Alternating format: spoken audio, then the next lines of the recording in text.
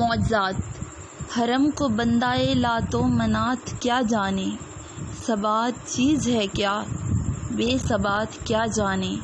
جلال پنجائے محمود و واشگاف سہی، کمال ضرب اعلیٰ سومنات کیا جانے۔ کمار خانہ عقل و خرد کی ذریت، ادائے سوم نوائے صلات کیا جانے۔ وہ دل جو نور یقین سے خالی ہے، قبیح سحر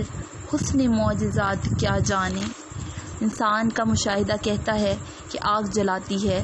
سمندر بہتا ہے، درخت ساکن ہے، پتھر چل نہیں سکتے، سورج میں نور ہے اور اس کے برعکس ہو نہیں سکتا، لیکن مسلمان کا ایمان کہتا ہے کہ اس کے برعکس ہو سکتا ہے۔ عین ممکن ہے کہ آگ ہو مگر جلائے نہیں، سمندر ہو مگر بہے نہیں، درخت ہو مگر جھک جھک کر تعظیم بجا لا رہا ہو، پتھر ہو مگر تیزی سے دوڑ رہا ہو، سورج ہو مگر نور سے خالی ہو، کیونکہ مسلمان ان مادی عناصر سے بالا تر ایک ہستی کو مانتا ہے، اور وہ طاقتور ہستی نہ تو اسباب کی محتاج ہے، نہ اسباب میں مقید اور محدود ہے۔ وہ ہستی ظاہری اسباب کے بغیر بھی سب کچھ کر سکتی ہے۔ اس طاقتور ہستی کا حکم ہر چیز پر چلتا ہے، زمین و آسمان پر اس کا حکم چلتا ہے، پہاڑوں صحراؤں پر اس کا حکم چلتا ہے، آگ پانی اور ہوا پر اس کا حکم چلتا ہے، فضاؤں میں اس کا حکم چلتا ہے، انسانوں جنوں فرشتوں پر اس کا حکم چلتا ہے، چرندوں پرندوں درندوں پر اس کا حکم چلتا ہے۔ وہ قادر و مختار ہستی اگر دریاؤں کو حکم دے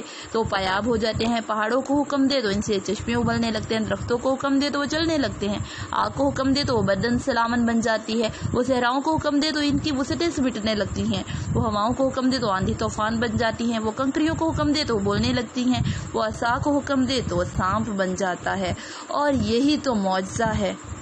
وہ عصا کو حکم دے